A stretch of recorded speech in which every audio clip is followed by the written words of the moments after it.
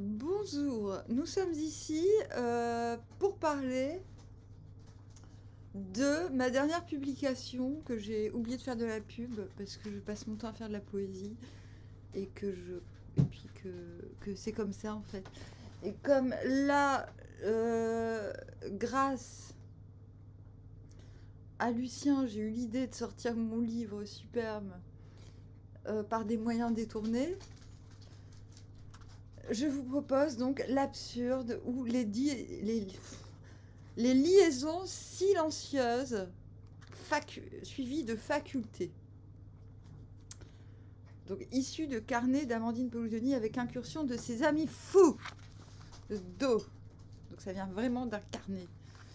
Et d'un carnet, incarné, comme les ongles incarnés, mais comme aussi l'incarnation de l'amour. Crute édition, bon le titre est coupé en deux parce que je suis pas très fortiche pour la mise en page. Mais c'est tout le charme de Crute édition, vous comprenez? Donc comment synthétiser ce livre? Parce que c'est un livre, voilà, écrit à la main, moine copisé, avec des vraies illustrations de carnet. C'est-à-dire que le carnet était à moitié mouillé, j'ai recopié ce qui était... Je vous montre un peu à côté. En fait, le début est un récit, après, il y a... En fait, je vais vous expliquer après. Il y a l'incursion... Comment vous expliquer, vous synthétiser? Ben, je vais vous lire la première page. L'absurde. Sans... sans machin. J'ai capté le goût du risque et de l'audace pour égayer ma sulfureuse solitude. Trop de profondeur dans le sens. Le senti, cela mène au bouddhisme et ça n'est pas satisfaisant. Je suis pour le développement des sens, pour une spiritualité générale et totale. Aujourd'hui, j'ai fait vœu d'abandon de mon téléphone. Ah tiens, on en parlait tout à l'heure pour la publicité de Cotorette Mag. J'ai dû me sentir abandonnée trop souvent à cause de lui, de son mutisme ou de ses usages. La pratique du téléphone, c'est de la déception en fabrication, du doute en boîte de conserve. La dernière cigarette que j'ai fumée appartient au passé. Jean-Camille ne s'arrête jamais. Texte effacé. C'est vrai, il y a plein de textes effacés. Ben, c'est un petit peu une... comment dire? C'est une déroute dans Paris, en fait. Mais peut-être pas. Peut-être que ça commence pas à Paris, mais pas grave. Non, ça commence pas à Paris. Il me semble que j'ai commencé dans mon lit, à Angoulême, près d'Angoulême. Et en fait, il y a un moment, je me retrouve à Paris, en pleine absurde. Mais de toute façon, l'absurde est partout. L'absurde est un langage. Mais en fait, c'est une histoire. C'est une vraie histoire. Mais le truc, c'est que c'est des bribes. Donc, c'est ce qu'on appelle de la littérature à tiroir. C'est-à-dire qu'on va le lire une fois, on va capter des trucs, et puis on va le relire 6 mois plus tard, on va capter d'autres trucs, on va le lire 12 mois plus tard ou 5 ans plus tard, on va capter d'autres trucs. Et grosso modo, c'est une enquête. Vous vous souvenez de ce que je viens de lire? J'ai fait vœu d'abandon de mon téléphone. Et parce qu'en fait, c'est une étude sur la télépathie des mecs. J'ai essayé de comprendre, et ce qui est de comprendre pourquoi à chaque fois que je pense à un mec, c'est un autre mec qui m'appelle. Et j'ai compris que la jalousie masculine, en fait. J'ai dit, ah, en fait, pour plaire à un mec, il faut penser à un autre mec. Et ça m'énervait. Et c'est pour ça que j'avais fait vœu d'abandon de mon téléphone. J'ai dit, bah, comme ça, ils seront trop cons. Ils se retrouveront coincés dans leur télépathie, avec leur télépathie. Bon, voilà. Non, c'est vrai. Et c'est vieux, hein. Et à la fin, bah... c'est eux qui écrivent. Alors, on comprend. Après, vous comprendrez pourquoi j'ai fait vœu de chasteté téléphonique. Mais il y a des choses très très jolies, en fait. C'est très poétique. Voilà. Donc je raconte ce qui se passe. Mais aussi bien ce qui se passe dans la matière que dans l'invisible, en fait.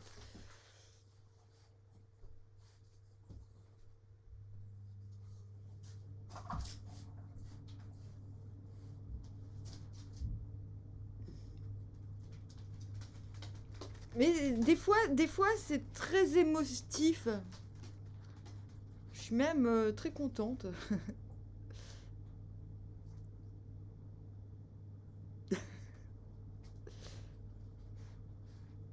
Une renaissance s'impose.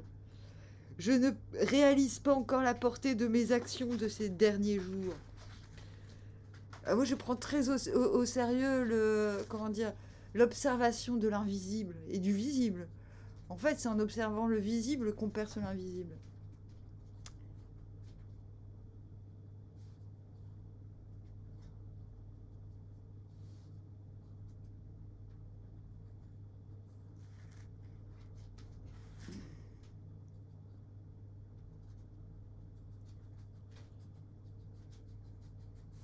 Mes organes, corps et autres, parce qu'on a des organes internes, mais on a aussi des organes externes.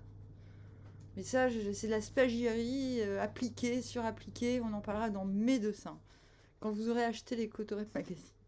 Et tous mes soins s'appliquent au retour à la clarté primitive.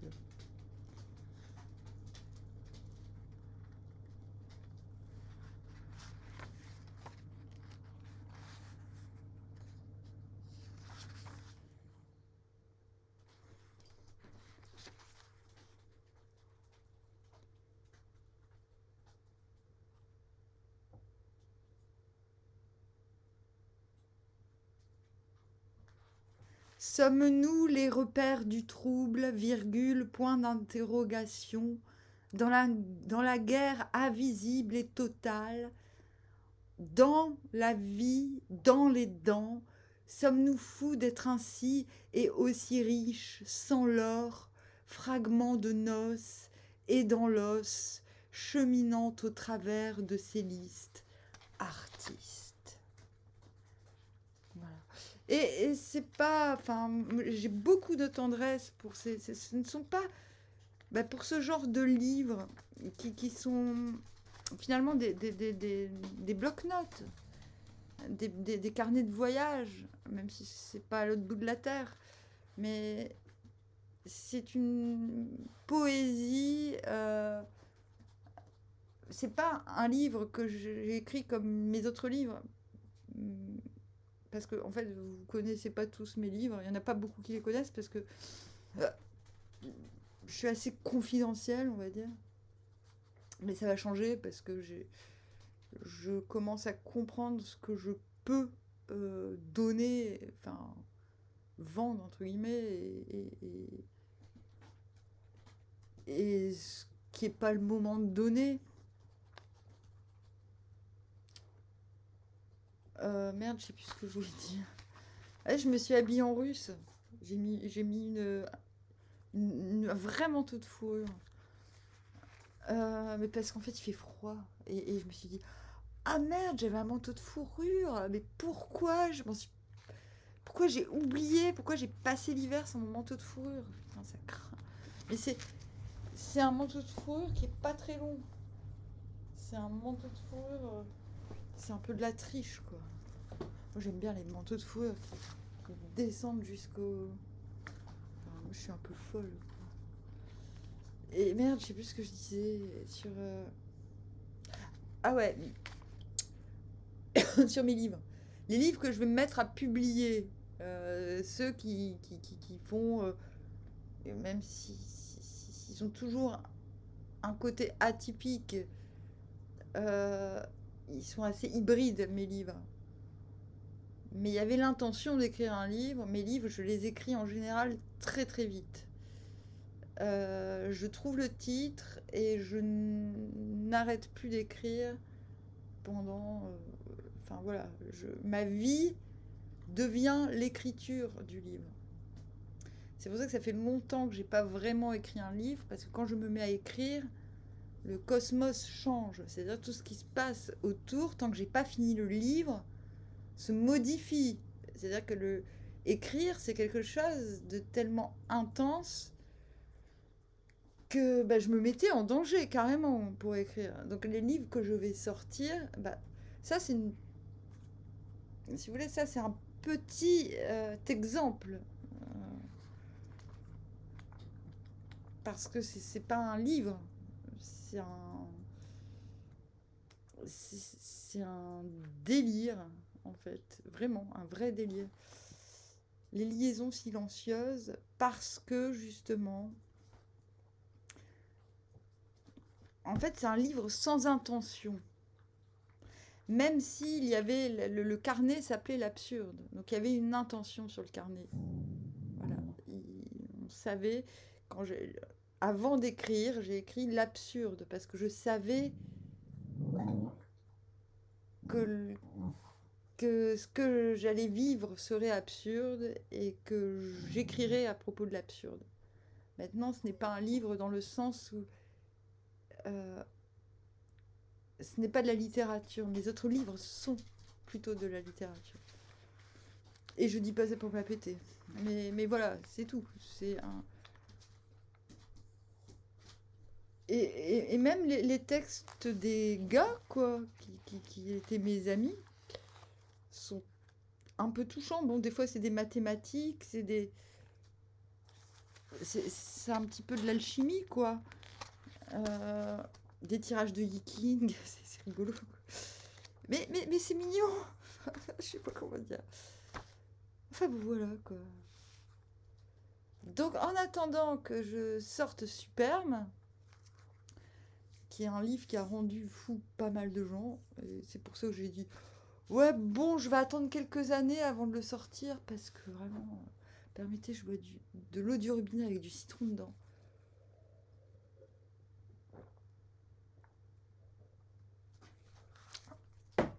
Voilà, je trouve que c'est une forme de poésie de l'extrême, voilà. Et c'est un peu ce que je publie, c'est un peu ce que je fais, ce que j'ai fait dans la vie. Et donc voilà, je fais une pub parce que je pense que je vais plus trop avoir le temps. Trop, vraiment, parce que j'ai beaucoup d'activités. Donc il se peut que je vienne ici un peu pour faire la pub. Plutôt qu'autre chose, parce que voilà, parce que c'est comme ça. Et je pense que le prochain truc que je vais... Ben voilà, maintenant, ça va devenir... non, pas vraiment. Si, c'est quoi le prochain truc que j'ai à vendre? Vous avez rigolé, c'est de la lessive, parce que je vais fabriquer de la lessive avec du lierre. Bah ouais, bah voilà. Mais c'est que j'ai plus le temps, en fait. J'ai plus le temps. Là, il y avait de la tempête ces derniers temps, c'était chouette. Mais là, je fais... voilà, j'ai fait plein de trucs en même temps. Voilà. Et que j'aime bien. Et du coup, bon, ben... Et ben voilà, maintenant... Alors, vous voulez un exemple de tout ce que je fais? Hé bah déjà, j'ai des toutous, j'ai des poules. Oh ah, et on arrête? Non. Non, c'est des bisous. Ouais, des bisous et des câlins. Oui. J'ai des toutous qui sont magnifiques, ils sont très mignons. Ça, c'est Perle, c'est ma directrice artistique. Voilà, c'est une petite perle. Hein, ça, c'est Popo, c'est le plus beau. C'est ma meilleure copine. Et voilà. Et puis, j'habite une maison gigantesque, c'est le gros boxon. Parce qu'il y avait personne qui avait habité là pendant 30 ans, un truc dans le genre. Il y a plein d'affaires en bas qui m'appartiennent pas. Mais je fais ce que je veux, donc voilà, avec mes cheveux. Donc petit à petit, j'agrandis l'espace. J'adore faire ça. Mais bon, je le fais pas trop parce que je le fais au fur et à mesure. J'ai un grand jardin où je fais un potager géant. Comme ça, si c'est la guerre, je pourrais manger grave.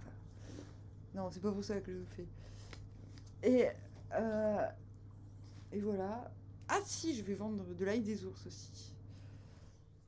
Et ben ouais, je suis obligée de devenir marchande. Je vais devenir marchande. Marchande de plein de trucs.